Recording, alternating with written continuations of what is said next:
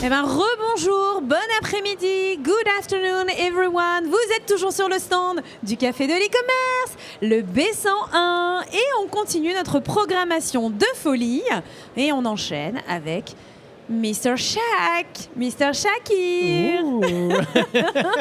Merci, Le Shaq. Merci Laetitia. Comment tu vas, Shakir? Bah écoute, ça va très bien, et toi? Ça va être difficile de cacher notre proximité. On va le dire tout de suite. On se connaît depuis des années avec Shakir. Donc moi, je ne vais pas te vous voyer et je ne vais pas faire semblant de découvrir qui tu es ni ce que tu fais. Mais quand même, Ouais. bah, il va falloir que tu te présentes. Par la petite case Alors, qui d'introduction. es-tu, Shakir? Qui je suis? Alors, Shakir, il est Sales Director Ouais. dans le secteur du SaaS, sur les sujets de data, d'IA et d'expérience client, avec une passion autour du retail, du fashion et du luxe. Et j'ai passé les 15 dernières années à accompagner des grands groupes dans leur transformation digitale, data et e-commerce. Très bien. Et alors, tu pèses tes mots parce que dans un très grand groupe du CAC 40, tu as eu des super beaux clients. Et oui, effectivement, tu les as accompagnés dans cette transformation digitale. Shakir, tu es ici sur Tech for Retail. Qu'est-ce que tu fais sur Tech for Retail? Qu'est-ce qu'on vient faire quand on est passionné de transfo digital comme toi sur un salon pareil? Alors, le premier point, c'est déjà, tu te demandes à chaque fois, je vais venir, est-ce que je vais rencontrer des nouveautés? Est-ce que je vais apprendre des nouvelles choses? Mais par retour d'expérience, généralement, surtout quand on se tient au courant, notamment en écoutant le café du e-commerce, toutes les actualités qui passent sur le marché, on est plus ou moins au courant des actualités. Pour moi, le principal intérêt, c'est de rencontrer les gens. Rencontrer les gens pour partager des idées, challenger des convictions qu'on peut avoir sur l'actualité, et également toujours avoir des petites surprises sur des pépites qu'on rencontre lors du salon qui se sont installées. Mais c'est toujours l'occasion de rencontrer des personnes qu'on a connues, qu'on connaît et qu'on apprend à mieux connaître. Donc toi, tu as déjà rencontré des petites pépites là? Il y en a une, mais je le partagerai pour la fin du... Pour la fin? pour la fin. D'accord. Mais en tout cas, Ok. hyper content de l'événement. Hyper content de l'événement, très bien. Shakir, ça fait des années que tu évolues dans la transfo digitale et également dans l'e-commerce. C'était quoi cette année 2025 pour toi? S'il y a un mot qui devrait définir l'année 2025, quel serait-il? Réflexion. Réflexion? En fait, ce dont on se rend compte, c'est que après 2023, quand on a rentré en phase de 2024, on a vu que la situation économique s'est resserrée et on s'est dit 2024 sera l'année de la consolidation. Parce que pour des raisons budgétaires, on ne pouvait pas se lancer dans des investissements. Donc on allait consolider les acquis et les bases pour avoir une relance sur l'année suivante. Finalement, en 2025, on n'a pas eu la relance que tout le monde espérait et on a plus été dans une année de réflexion. Donc en fait, on a consolidé les bases. Ça a un peu continué en 2025, mais on a eu beaucoup de réflexions, notamment sur tous les sujets qu'on évoque. L'IA, on est obligé de l'évoquer, je suis désolé, même si je pense que tu dois le dire. Je serais curieux de savoir combien de fois tu l'as dit dans la journée. Ah ouais. Bah, écoute, j'évite. C'est un peu un gros mot pour moi maintenant, l'IA. Non, je plaisante, mais oui, mais c'est difficile. En fait, il n'y a pas une phrase, il n'y a pas une allée ici, ou même un stand ou une conférence, on ne parle pas d'intelligence artificielle. Donc, il y a l'IA, il y a Agentic AI, je ne sais pas combien de fois tu l'as dit dans la journée non plus. Beaucoup trop. Donc en fait, tous ces sujets, ils sont au cœur de la transformation, au cœur des enjeux, et c'est normal. Et du coup, tu as beaucoup d'entreprises qui se posent la question de comment j'y vais. Donc on est vraiment sur cette phase de réflexion de comment j'y vais, est-ce que je peux y aller et est-ce que je dois y aller. Même si là, en vrai, la question de est-ce que je dois y aller, elle se pose plus trop, mais c'est beaucoup plus comprendre les enjeux relatifs à l'IA. Typiquement, il y a un sujet qu'on n'évoque pas trop, c'est les biais. Les biais autour de l'IA. Quand on travaille sur un modèle, il y a beaucoup de biais cognitifs qui peuvent être travaillés. Et comment est-ce que ça impacte tes résultats et comment ça peut impacter ta transformation sur les différents sujets. Shakir, justement, c'est quoi ta propre conviction à toi intime sur l'intelligence artificielle et sur l'agentic commerce? Avant de rentrer sur mes convictions, je vais reprendre sur 2025 pour moi ce qui s'est passé. Le premier point, je vais en donner 3, je suis désolé, j'aime bien donner 3 points systématiquement. Vas-y, monsieur le professeur. Alors, premier point. Et d'ailleurs, c'est très français de donner 3 points et pas 5 points ou 6 points. Donc, en 3 points, il y a tous les enjeux autour de la maîtrise des coûts, maîtrise des retours, maîtrise de la conversion. Aujourd'hui, la conversion, et je vais parler beaucoup plus sur la partie retail, fashion, luxe, on est sur une conversion de 2%. Donc si on regarde de l'autre côté, ça veut dire que 98% n'ont pas converti. Donc aujourd'hui, c'est un vrai enjeu. On a une vraie marge de croissance côté marque. Il y a une maîtrise des coûts. parce que on a une augmentation des coûts de marketing digitaux et de logistique, et derrière, une optimisation des retours. Quand on sait que 40% des retours, sur l'ensemble des commandes, on a 40% de retours, et par rapport au coût logistique, à l'empreinte carbone, ça pèse énormément dans les décisions des entreprises. Il y a un vrai sujet. Le deuxième point, c'est sur les parcours clients. Pendant des années, et c'est toujours un peu le cas, on se dit on va faire des parcours hyper personnalisés, hyper léchés, on va être hyper innovant. Mais la réalité, c'est que quand on regarde tous les clients, on est vraiment sur des parcours qui sont simples, mais cohérents. Et c'était là l'enjeu pour moi de 2025. Et c'est pour ça que je parle de consolidation et de réflexion, c'est de mettre tout ça à plat. Et le dernier, c'est de répondre aux attentes des consommateurs. Et les consommateurs, c'est cette nouvelle génération qui a des attentes un peu plus fortes. La Gen Z ? Un peu comme nous, en fait. C'est notre génération. Ouais, il y en a un peu partout ici. Avec le téléphone, avec TikTok, avec TikTok Shop. Avec TikTok Shop, avec les attentes, avec les vidéos, avec le partage de vidéos. l'UGC. T'as TikTok d'ailleurs Bien sûr, j'ai TikTok. Ah tu me le partageras après. Je te le partagerai. En fait, c'est surtout sur ces enjeux. Et une fois qu'on s'est dit ça, finalement, on se dit à quoi va ressembler 2026 ? Et là, je vous invite vraiment à enregistrer ce qu'on est en train de se dire. Et on se donne rendez-vous l'année prochaine pour que vous puissiez confirmer ce que... Le 2 janvier, on se donne rendez-vous et on fait le point, on fait le bilan. Dès le 2 janvier 2020, on va attendre fin décembre pour me laisser une année pour évaluer ce que je dis. Mais je ne vais pas aller à contre-courant de ce qui se dit, parce qu'il y a toujours les grandes tendances Gartner, Forrester, et je ne vais pas aller dans le même sens. Moi, je vais parler d'un sujet qui me tient à cœur, c'est la data. Malheureusement, on parle beaucoup de tous ces sujets d'expérience client, d'IA, mais là où ça échoue systématiquement, c'est tous les sujets autour de la data. Pour moi, les 3 enjeux qui vont explorer sur l'année 2026, un, c'est sur Autonomous AI Commerce. On l'a vu avec Amazon et Perplexity, ça a déjà commencé. Ça ne va pas du tout scaler pour 2026, c'est ma conviction personnelle. Par contre, il va y avoir beaucoup d'initiatives pour savoir à quoi ça ressemble, à quoi ressemblent des agents IA, comment les orchestrer et comment avancer. Donc ça va être une phase de POC sur tous ces sujets-là. Le deuxième point, c'est qu'il va y avoir une industrialisation à un moment, parce que ça fait quand même plusieurs années qu'on parle d'IA. Oui. Il serait temps de voir une industrialisation et des cas d'usage qu'on peut présenter à tout le monde. Et pour moi, les cas d'usage qui vont fonctionner, c'est les cas d'usage où il n'y a aucune interdépendance autour de la data. Alors tu vas me dire, il n'y en a pas beaucoup, c'est vrai. Mais typiquement, comme on le disait avec l'Autonomous Commerce, avoir un agent qui va aller sur Amazon, qui va scroller et te partager directement les informations, c'est les datas d'Amazon et c'est pas les tiennes. Et pour moi, c'est les cas d'usage qui vont vraiment exploser ou qui vont vraiment sortir du lot en 2026. Et ma dernière conviction pour 2026, encore une fois, un rendez-vous en décembre. Vas-y, rendez-vous en décembre. La profondeur des fondations techniques définiront la hauteur des ambitions des projets IA. Alors c'est très beau ce que je viens de dire. C'est très beau et c'est très compliqué. Décompose la phrase. On va le faire par étapes. Par étapes. La profondeur des fondations techniques. Ouais. C'est-à-dire que sur l'IA, on va avoir des couches autour de la data, de l'architecture, de l'organisation. Toutes les entreprises qui vont travailler sur les fondations solides vont ensuite pouvoir aller beaucoup plus loin sur les sujets d'IA, sur les use cases. Aujourd'hui, les cas d'usage, tout le monde en parle. On peut parler à n'importe quel groupe, n'importe quelle marque, même à des étudiants. On va nous parler de chatbot, on va nous parler de call center, de recommandations produits. Et c'est très bien. Sauf que pour y aller, en fait, il y a une base qu'il va falloir consolider. Et toutes les marques, toutes les entreprises qui vont travailler sur cette consolidation de la data, de la gouvernance de la donnée, ce sont ceux qui pourront justement accélérer. Tu veux dire que là, jusqu'à présent, c'est le bordel.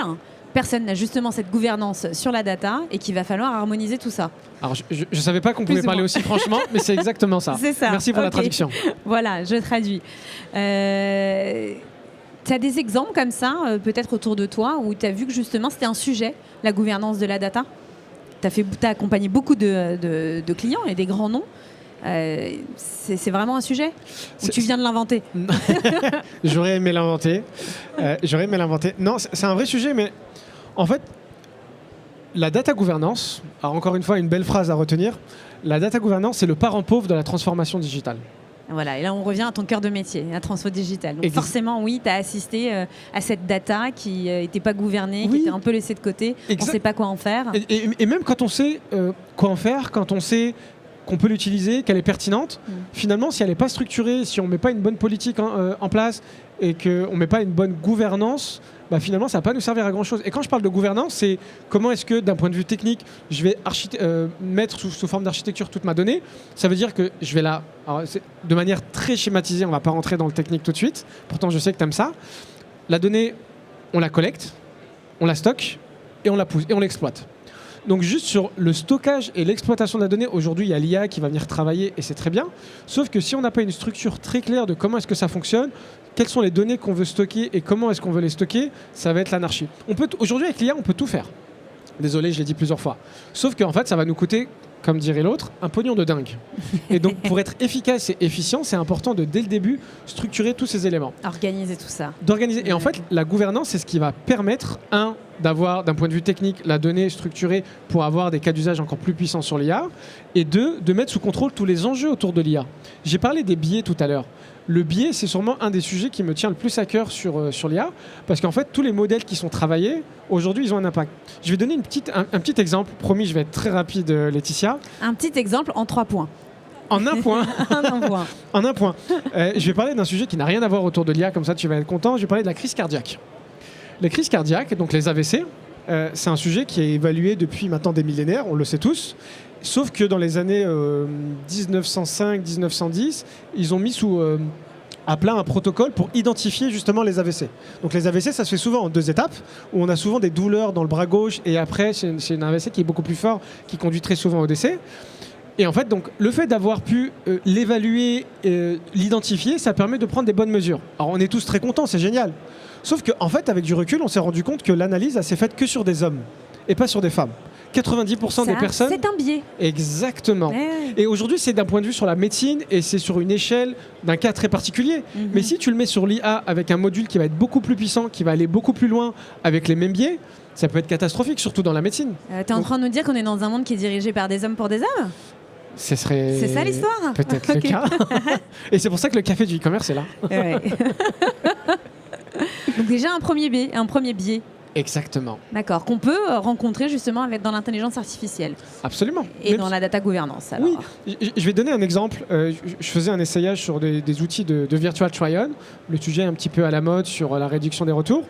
Et en fait, si on fait son selfie et qu'on s'enregistre, à un moment donné, si je mets que je suis par exemple une femme, pourtant je suis Shakir et j'ai les cheveux très courts, et ben la rendition qui va être faite, ça va être un Shakir avec des cheveux longs. Parce que le biais, c'est de dire que non, une femme a des cheveux longs. Alors que pas du tout et pas forcément. Donc c'est comment est-ce qu'on arrive à combattre ces biais avec les modèles d'apprentissage de l'IA. Donc l'IA va mettre en exergue les forces, les faiblesses et les problèmes qu'on a déjà initialement avec la data. Mais sinon, il y a des choses positives dans tout ça ? Ça l'était. Aujourd'hui, toute la transformation digitale et tous les enjeux, on va être dans des enjeux d'automatisation et d'accélération. Et c'est là où c'est intéressant. Tous les sujets sur lesquels on travaille depuis plusieurs années, sur la personnalisation, l'expérience client, répondre aux besoins, on va travailler sur des modèles qui vont nous permettre d'aller plus vite, plus loin et plus fort. On va parler de personnalisation par exemple.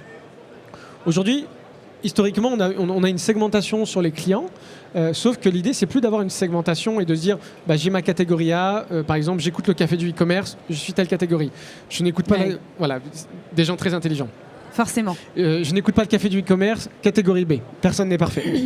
Aujourd'hui, on va aller dans une hyper personnalisation et plus une segmentation où en fait, chaque personne, chaque client va avoir un parcours et une activation qui va être totalement différenciée. Donc en fait, j'ai autant de personnalisation que j'ai de clients. Et c'est la beauté aujourd'hui de l'IA, d'aller beaucoup plus vite et d'automatiser tout ça. Shakir, c'est passionnant. En plus, là, tu commences à me lancer sur des sujets d'automatisation et donc de marketing. Mais ce n'est pas ma keynote, donc j'arrête. Est-ce qu'il y a des questions dans l'assistance ? Benjamin, je sais que tu as des questions. Shakir ? Non, Adrien, c'est chez toi. Tu as des questions ? Alors, non, mais Benjamin, c'est son sujet, l'intelligence artificielle. Tu viens après, Benjamin. Bonjour, Adrien, le café de l'e-commerce. Shakir, qu'est-ce qui t'agace le plus ? Qu'est-ce que, quand tu l'entends, ça t'agace le plus ? Dans le digital et l'e-commerce, pas dans la vie perso. Parce que j'allais dire Laetitia, mais dans ce cas-là, si c'est pas la vie, si c'est pas la vie perso, c'est la sous-évaluation de la data. Le fait de ne pas prendre en considération que la data, c'est vraiment au cœur de tous ces sujets de transformation. C'est vraiment je ne vais pas dire que ce qui m'agace le plus, mais le vulgariser et sous-estimer son impact, c'est vraiment le côté le plus frustrant aujourd'hui que j'ai face aux clients. Parce qu'il y en a beaucoup qui sont prêts à se lancer, à faire des sujets hyper sympas, hyper techniques et à investir énormément, mais ils ne sont pas prêts à travailler sur les fondations. Et quand on leur explique que c'est ce qui change la donne, mais qui refusent, c'est le côté qui a le plus frustrant. Voilà. Je suis désolé, je parle encore de data, j'adore ça. On va faire une conférence sur toute une Merci, journée sur la data. Benjamin, tu as une question? Eh ben viens. J'adore ton polo, Benjamin. Merci beaucoup, c'est le polo du café de l'e-commerce, c'est normal, tout le monde devrait l'aimer. Ainsi que la podcast, de bien prendre, bien porter le polo. Où est-ce qu'on peut le trouver? Le café de l'e-commerce, voilà, tout simplement. D'accord. La pub est faite. Le café de l'e-commerce.fr, il y a tout notre merch. Est-ce qu'il y a une remise commerciale pour l'influenceuse que tu es? Un code promo juste après? Un code promo juste après, il n'y a pas de souci. Est-ce que du coup, comme tu expliquais, il n'y avait pas une surévaluation des concepts liés autour de l'IA, mais pas assez de, je reprends un peu ce que tu disais, de profondeur dans l'exploitation en fait. Et c'est vrai que c'est un peu ce que je reprocherais aussi. Bon, c'est pas vraiment une question, mais c'est plus une affirmation de ce que tu disais, c'est que on n'a pas tendance à exploiter correctement les choses, on a tendance à vendre des concepts en fait à tirer la rideau en fait. C'est moi je sais faire ça, j'ai telle puissance, c'est power by IA. Et c'est un peu le slogan actuel, quoi. C'est un peu ça. Je suis quelqu'un de très intelligent, je comprends pourquoi il a le polo du café du e-commerce. J'aimerais bien avoir le même du coup. Mais c'est exactement ça. En fait, en théorie, soyons honnêtes, on peut tout faire avec l'IA. On peut faire tous les cas d'usage possibles et inimaginables. La question, c'est combien ça va nous coûter, combien de temps ça va nous mettre. Personne n'a un budget illimité, sauf si tu t'appelles OpenAI ou Google. Samatman, etc. Ouais, exactement. Donc je ne sais pas s'il a prévu de racheter le café du e-commerce sur... C'est en cours, vous êtes en discussion. Donc effectivement, tu peux tout faire. Et dans le champ des possibles, tu peux avoir des discussions avec tout le monde. Et ils ont raison. Mais dans la réalité, dans la vraie vie, c'est pas comme ça que ça fonctionne. Et d'un côté, c'est très cool et sympa qu'il y ait une vulgarisation de l'usage de l'IA sur les cas d'usage qu'on en fait, sur le paiement, sur détection de fraude, sur l'environnement, etc. Mais de l'autre côté, le pendant, c'est que les gens ils ont tendance à croire et à vulgariser tellement simplement ces sujets-là qu'ils en oublient les bases et les fondations et qu'on en a vraiment besoin pour faire tous ces sujets de transformation. Alors je suis désolé, je parle vite et avec passion parce que c'est vraiment un sujet qui m'anime, tu vois. Non, mais aller à la base pour vraiment pouvoir développer quelque chose de durable dans le temps, en fait. C'est vraiment ça la clé. Le secret, c'est pas... je suis désolé, je vais rentrer dans un vieux cliché. Hein. C'est pas un sprint, c'est un marathon. C'est un marathon, mais bien évidemment. Je viens de l'inventer à l'instant. Voilà. Je vais déposer le brevet. Donc la data et l'IA, c'est pas un sprint, c'est un marathon. On s'arrête sur ça?